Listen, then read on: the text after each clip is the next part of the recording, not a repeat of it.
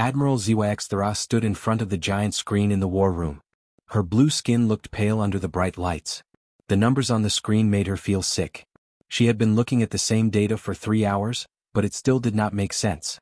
The Void Reapers had attacked 12 planets last month. These monsters were the most dangerous enemy the galaxy had ever seen. They were 8 feet tall with sharp claws and teeth. Their skin was black as space and they could tear through metal doors like paper. Every species in the galaxy feared them. But something strange had happened on Earth. Commander Jorik walked into the room. His crystal armor made small sounds as he moved. He was from the Zentorian race, known for having the best soldiers in the galaxy. His people trained for 30 years before becoming warriors. They were fast, strong, and smart. Everyone respected Zentorian fighters. "Admiral," Jorik said in a worried voice, "I have checked the Earth numbers 5 times. They are correct." Zwaxthara touched the screen with her long finger. "Show me again." The screen changed to show battle reports from Earth. Jorik read from his tablet. Zentorian elite forces killed 623 Void Reapers. We lost 340 soldiers. The Krillian shock troops killed 445 Void Reapers. They lost 280 soldiers. Zwaxthara nodded. These numbers made sense. Trained soldiers fought monsters. Some soldiers died. Some monsters died. This was how war worked. "Now show me the Earth civilian numbers," she said quietly. Jorik's hands shook a little. Earth civilians killed 847 Void Reapers. They lost only 89 people. The room went silent. Zwaxthara felt her heart beat faster. Civilians were not supposed to fight. They had no training. They had no proper weapons. They should run away and hide when monsters attacked. That was the natural way for all species. "These humans," Zwaxthara said slowly, "they have no military training?" "No, Admiral. Our reports show they were farmers, teachers, shop workers, and builders. Normal people with normal jobs." Zwaxthara walked around the room. Her mind was spinning. Perhaps their weapons were very advanced? Jorik shook his head. They used simple tools. Hammers, farming machines, kitchen knives. One human killed 3 Void Reapers with a stick of metal. The Admiral stopped walking. A stick of metal? A tool called a crowbar. The human was a building repair worker. He had never been a soldier. On the screen, a video started playing. It showed an old human man with gray hair. He was holding a large hammer. A Void Reaper twice his size was running toward him. The monster had long claws and sharp teeth. It looked terrifying. But the human did not run away. He waited until the monster came close. Then he swung his hammer and hit the creature in the head. The Void Reaper fell down and did not get up. "Play it again," Zwaxthara whispered. They watched the video 10 more times. Each time it looked impossible. The human was old and small. The Void Reaper was young and strong. But the human won. Another video showed a human female. She looked like she worked in an office. She wore normal clothes and small glasses. 3 Void Reapers surrounded her near some big machines. She climbed onto one machine and started it. The machine had a long metal arm. She used the arm to hit all 3 monsters. They died quickly. "What kind of office worker knows how to use construction machines?" Zwaxthara asked. "We do not know, Admiral. But it gets stranger." More videos played. A young human male used farming tools to trap 5 Void Reapers. An old human female threw bottles with fire at monsters attacking her house. 2 human children, no older than Zentorian younglings, built traps that caught adult Void Reapers. Zwaxthara sat down heavily in her chair. In all her years as a military leader, she had never seen anything like this. Every species in the galaxy worked the same way. Soldiers fought. Civilians hid. It was simple and natural. "Commander Jorik," she said finally, "in Zentorian society, what do civilians do when attacked? They run to safe places. They wait for soldiers to protect them. This is normal behavior. And on your home planet, could a normal citizen fight a dangerous animal?" Jorik thought for a moment. "No, Admiral. Our civilians are not trained to fight. They would be too scared. They would not know how to use weapons." Zwaxthara looked at the screen again. The numbers still showed the same impossible truth. Human civilians had killed more monsters than the best soldiers in the galaxy. The door opened and Senator Quillex entered. The senator had 8 arms and green skin. He was the head of the Galactic Senate and a very important person. "Admiral," the senator said in an angry voice, "I have been getting calls all day. Every species wants to know how Earth civilians are better fighters than our trained armies. This makes our military look weak and stupid. Senator, I am trying to understand it myself." "Well, understand it faster." The Senate wants answers.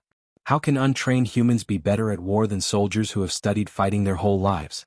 It is impossible. ZYX stood up straight. I will find the answer, Senator. I will send a team to Earth to study these humans. Good. Because if we cannot explain this, other species might think our armies are useless. They might not want our protection anymore. After the senator left, ZYX stared at the Earth data one more time.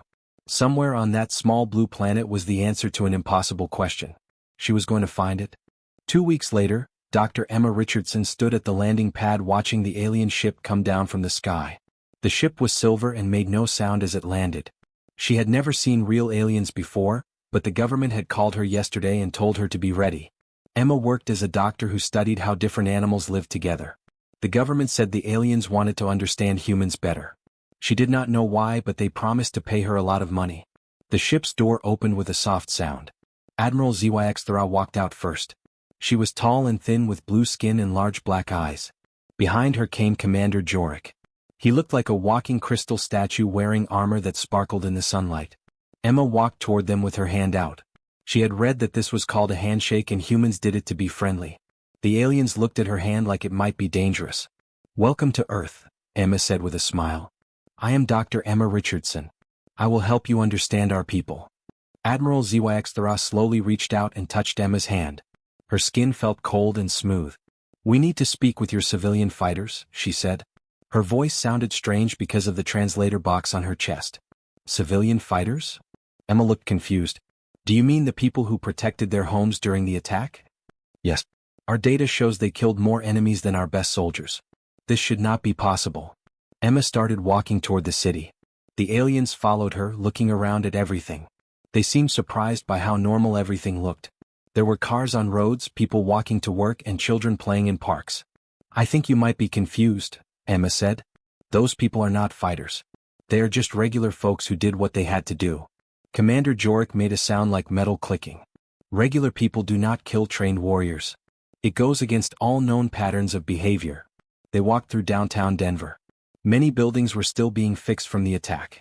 Emma pointed to a large man working on top of a tall crane. He was moving pieces of broken concrete from one place to another. That is Robert Mitchell, Emma said. He worked construction for 30 years before he retired. During the attack, he used his machines to fight the monsters. The aliens stared up at Robert. Admiral ZYX pulled out a small device and read from it. This human eliminated 15 Void Reapers. 15. My best soldiers average less than 1. Robert. Emma called up to him. Can you come down here? Some visitors want to talk to you. Robert turned off his crane and climbed down a ladder. He was a big man with strong hands and dirt on his clothes. He walked over to them while wiping his hands with a cloth. You must be those alien folks I heard about, Robert said in a friendly voice. Nice to meet you. The aliens looked at each other. Admiral ZYX spoke first. Mr. Mitchell, our records show you killed 15 enemy fighters during the invasion. Is this correct? Robert laughed. Killed? I guess that's what happened. Honestly, I just saw those ugly things attacking my neighbors and got mad. Grabbed my excavator and went to work. Excavator? Commander Jorik asked. Robert pointed to a big yellow machine nearby. That one there. It's got a long arm with a bucket on the end. Use it to dig holes and move heavy stuff. When I saw those monsters, I figured the bucket would work good for smashing them too. Admiral ZYX looked at the machine. It was clearly designed for construction work, not fighting. You had no military training? Nope. Never been in the army or nothing. Just know how to operate heavy equipment.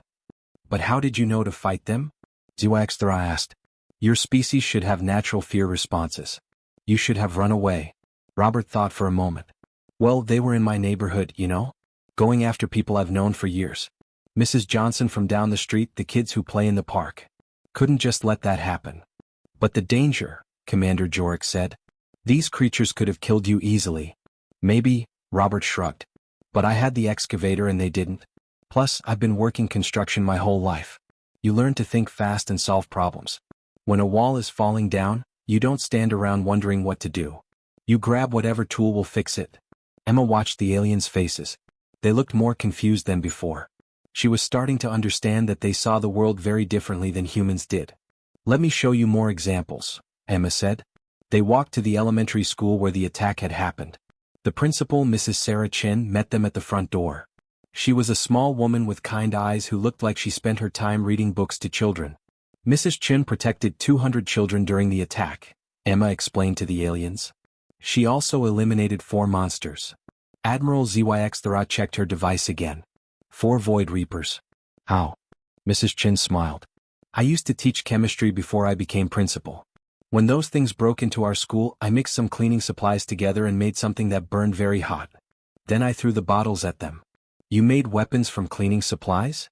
Commander Jorik asked in amazement. I made what I needed to protect my students, Mrs. Chin said simply. Any teacher would do the same thing. The aliens spent the rest of the day meeting more humans. There was David the truck driver who had used his big vehicle like a weapon. There was Jennifer the nurse who had used her medical knowledge to hurt the monsters in ways that would stop them quickly. There was Tom the mechanic who had built traps using car parts. Every human they met said the same thing. They were not fighters. They just did what seemed necessary to protect people they cared about. As the sun went down, Admiral ZYX sat in their temporary office looking at her notes. Nothing made sense. These humans acted like trained soldiers, but they insisted they were just normal people. Commander, she said finally, I think we are missing something important about human nature. The next morning, Emma took the aliens to a small town outside the city. She wanted them to meet more people and understand how humans really lived. The town was called Pine Ridge, and it looked peaceful with small houses and quiet streets. They stopped at the local high school where David Parker was teaching his afternoon class. Through the window they could see him standing in front of 20 teenagers. The students were sitting around a large table with a board game in the middle. What are they doing? Admiral ZYX asked. Playing a strategy game, Emma said. David teaches history, but he also runs the school's game club. Kids love it. Commander Jorik watched carefully. The teenagers were moving small plastic soldiers around the board. They talked quietly about attacks, defenses, and traps. One girl moved her pieces to surround another player's army. A boy counted his resources before making his move. This looks like military planning, Jorik said slowly. Emma laughed. It's just a game. They're having fun. When the class ended, David came outside to meet them. He was a thin man with glasses who looked more like a librarian than a fighter. During the attack, he had killed 9 Void Reapers using hunting rifles and homemade bombs. Mr. Parker, Admiral ZYX said, we observed your students practicing warfare tactics. David looked confused. Warfare tactics? They were just playing board games. But they were discussing attack strategies, resource management, and territorial control, Commander Jorik pointed out. Well, yes, that's what makes the games fun. You have to think ahead, plan your moves, figure out what your opponent might do next. David smiled. It's good for their brains. Teaches them to solve problems. The aliens looked at each other. Admiral ZYX pulled out her notebook. Mr. Parker, how did you know how to make explosive devices during the attack? I hunt deer every winter, David said. Been doing it since I was 12. You learn about gunpowder, bullet speeds, how to hit moving targets. Plus I grew up on a farm. We used small explosives to clear tree stumps and rocks. Hunting, ZYX wrote carefully. Explosives for farming. Sure. Most folks around here hunt or fish. It's normal. Helps put food on the table and it's a good way to spend time outdoors. Emma led them to the edge of town where they met Jennifer Hayes. She was a veterinarian who worked with farm animals. Her clinic was a small building with pictures of horses and cows on the walls. During the attack, she had killed 6 Void Reapers using surgical tools and chemical knowledge. Dr. Hayes, Admiral ZYX said, you used medical knowledge as a weapon. How is this possible? Jennifer was washing her hands after checking on a sick cow. Well, bodies are bodies, you know? Doesn't matter if it's a cow, a horse, or one of those monster things. I know where the important blood vessels are, which bones break easily, what chemicals cause pain or unconsciousness. But you are a healer, Commander Jorik said. Your job is to help animals, not hurt them. That's true most of the time, Jennifer agreed. But sometimes I have to put an animal down if it's suffering. And sometimes I have to be firm with a scared horse or an angry bull. You learn to handle dangerous situations safely. She showed them around her clinic. There were sharp knives for surgery, strong drugs for putting animals to sleep, and restraint devices for holding large animals still. To the aliens it looked like a torture chamber. To Jennifer it was just her workplace. That evening, Emma took them to a local restaurant. The owner, Mike Thompson, came over to talk. He was a big man with tattoos on his arms and a friendly smile. During the attack, he had used kitchen knives and cooking equipment to fight off 3 monsters. Mike used to be in the Marines, Emma explained. But that was 20 years ago. Once a Marine, always a Marine, Mike said with a grin. But I've been cooking ever since I got out. It's peaceful work. Admiral ZYX was writing more notes. Cooking requires knowledge of sharp tools and heat applications. I guess, Mike said. Never thought about it that way. But yeah, I know how to use knives real well. Have to work fast in a busy kitchen, keep the blades sharp, know which cuts work best for different jobs. The aliens ate their dinner in silence, watching the humans around them. Children were playing tag, chasing each other around tables and planning strategies to avoid being caught. Adults were discussing their jobs, talking about solving problems and overcoming challenges. After dinner, they walked through the town park. A group of teenagers were playing paintball in the woods. They wore protective gear and carried guns that shot colorful paint instead of bullets. More warfare training, Commander Jorik observed. It's just for fun, Emma said, but she was starting to see what the aliens meant. The teenagers were using real military tactics. They moved in teams, communicated with hand signals, and planned coordinated attacks. At the park sports field, adults were playing soccer. The two teams ran back and forth, trying to get the ball past the other team's defenders. They called out plays, worked together, and tried to predict what their opponents would do next. Admiral ZYX watched a player fake going left, then quickly turn right to get past a defender. Deception tactics, she muttered, writing in her notebook. Emma started to feel uncomfortable. Everything the aliens pointed out was true. Humans did seem to practice fighting skills without even thinking about it. Their games, their hobbies, even their jobs all involved some kind of strategic thinking or physical challenge. Admiral, she said quietly, what exactly are you looking for? ZYX closed her notebook and looked at Emma with her large black eyes. Dr. Richardson, we are trying to understand why your people are natural warriors when you claim to be peaceful. Emma thought about this as they walked back to their hotel. Maybe humans were different from other species. Maybe growing up on Earth had made them tougher without them realizing it. The next day, Admiral ZYX sat in the research center that Emma had set up for them. She stared at her computer screen, reading about Earth's history. What she found made her feel cold inside. Commander Jorik walked in carrying a thick book. Admiral, I have been studying human evolution. These numbers are frightening. Show me, ZYX said. Jorik opened the book and pointed to a chart.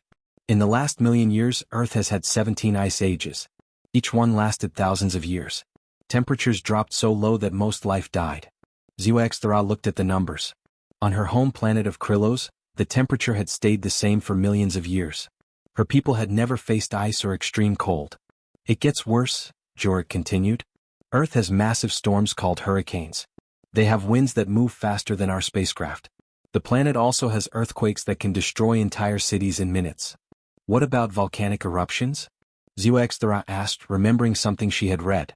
75,000 years ago, a volcano exploded and almost killed all humans on Earth. Only a few thousand survived. They had to start their whole species over again. ZYX felt sick. She pulled up information about her own planet. Krylos was peaceful. The weather was always warm and sunny. There were no dangerous animals. The worst natural disaster was a light rainstorm that happened once every few years. Commander, what was the most dangerous animal on your home planet? Jorik thought for a moment. The spotted jumper. It was about the size of my hand. It would bite you and make you itch for a few hours. ZYX pulled up a list of dangerous Earth animals. Look at this.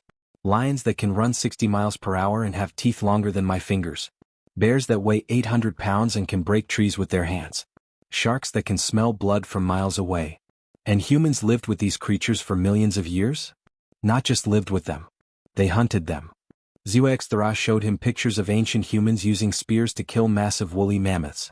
They killed animals 10 times their size using only simple tools. Emma walked into the room carrying coffee. She saw the aliens looking at pictures of cavemen fighting wild beasts. Are you studying human history? She asked. Dr. Richardson, Admiral ZYX said slowly, your planet tried to kill your species for millions of years. Emma sat down and laughed.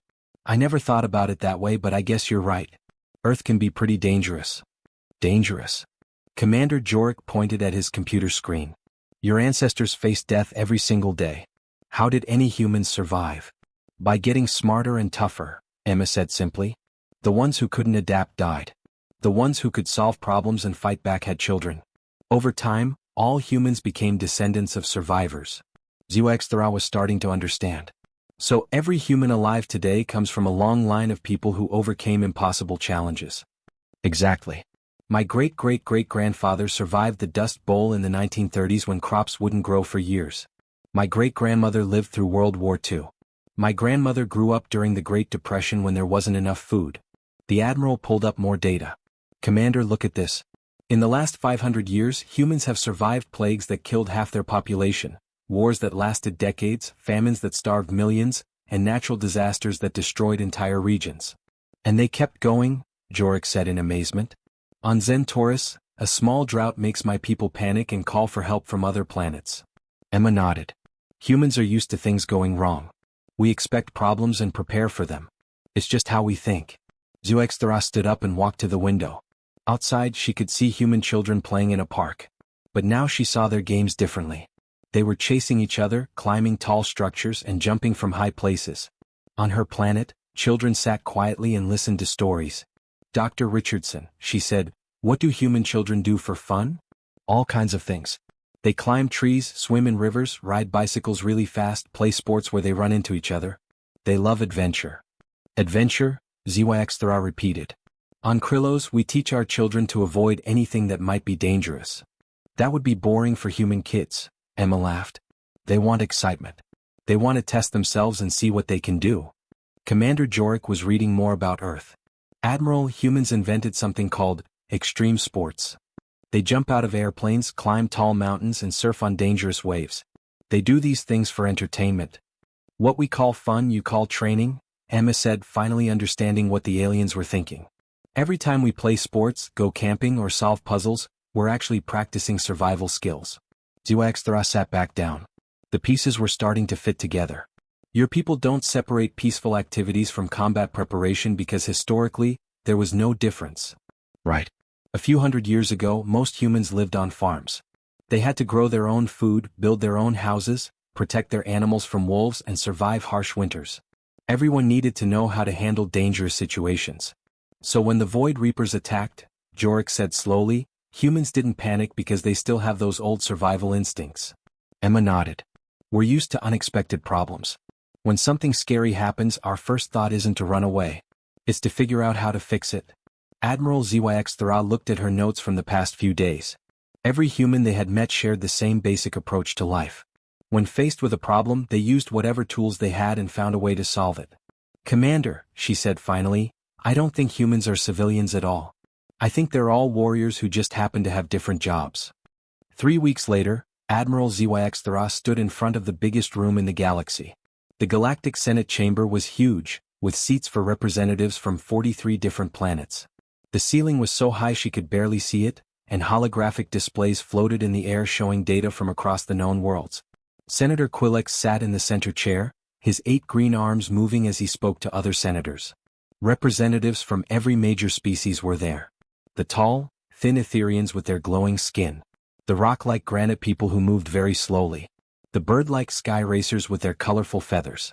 All of them had come to hear about the human mystery. Admiral Xuexthara, Senator Quillex called out, his voice echoing through the chamber. Present your findings about the Earth anomaly. Xuexthara walked to the center of the room. A huge holographic screen appeared above her head. Commander Jorek stood beside her, ready to help with the presentation. Honorable delegates, she began, we have solved the mystery of why human civilians outfought our trained soldiers. The room became quiet. Every representative leaned forward in their seats. This question had been bothering military leaders across the galaxy for weeks. The screen showed pictures of Earth from space. It looked like a beautiful blue and green planet with white clouds. Earth appears peaceful from a distance, Xuexthara said. But this planet is actually one of the most dangerous worlds we have ever studied. She pressed a button and the screen changed to show Earth's weather. There were pictures of massive storms, tornadoes that could destroy cities, and hurricanes with winds faster than most spaceships. In the last million years, she continued, Earth has tried to kill its inhabitants 17 different times through ice ages. Each ice age lasted thousands of years and destroyed most life on the planet. A representative from the Peaceful Valley planet raised his hand. Admiral, how did humans survive these disasters? By becoming the toughest species in the galaxy, Xuexthara replied. Every human alive today is descended from survivors who overcame impossible challenges. The screen showed pictures of ancient humans fighting massive animals. There were cavemen with spears attacking woolly mammoths 3 times their size. There were primitive hunters chasing giant bears through snowy forests.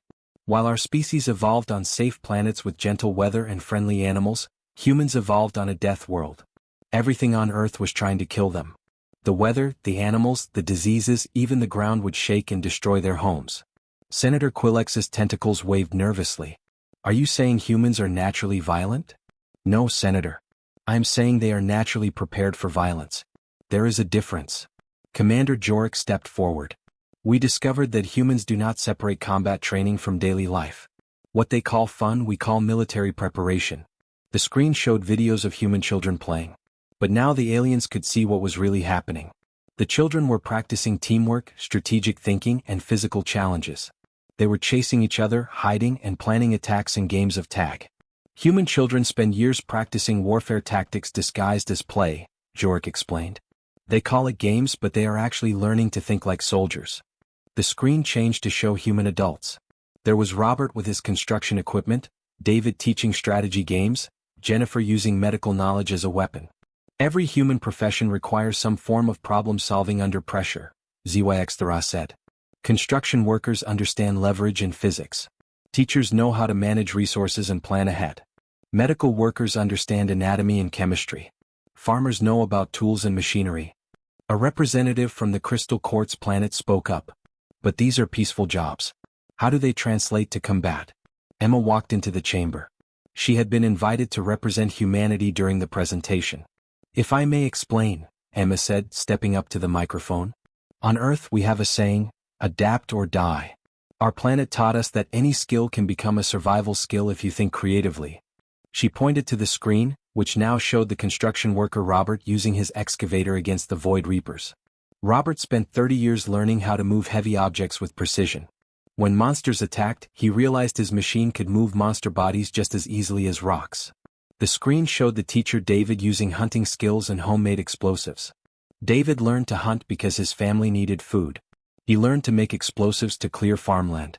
When the attack came, he used the same skills to protect his students. Senator Quillex was writing notes quickly. Dr. Richardson, are you saying all humans have combat training? Not combat training as you understand it, Emma replied. But we all have survival training. We learn to solve problems, use tools, work under pressure, and protect people we care about. When the monsters came, we just applied these skills to a new problem. Admiral ZYX brought up the final data on the screen. It showed comparison charts between human civilians and elite soldiers from other species. The truth is simple, she announced. Earth civilians are not civilians by galactic standards. They are warriors who chose peaceful professions. The chamber erupted in discussion. Representatives talked excitedly in dozens of different languages. The translators worked overtime to keep up with all the conversations. Every human carries the genetic memory of millions of years of survival challenges, ZYX continued when the noise died down. They expect problems and prepare for them instinctively. What we call impossible situations they call Tuesday afternoon. Senator Quillex stood up slowly. Are we to understand that humanity has no true non-combatants? Emma thought carefully before answering. Senator, we have peaceful people who hate violence. But even our gentlest citizens have survival instincts that your species never developed. Our planet demanded adaptation or death. Those who could not adapt did not have children. The vote was unanimous. Every species agreed that humanity should be welcomed into the Galactic Defense Alliance. Not as civilians needing protection, but as natural guardians who could help protect everyone else. As the meeting ended, Admiral ZYX realized something important. The galaxy had found its ultimate defenders, and they had been hiding in plain sight on a small blue planet, calling themselves ordinary people.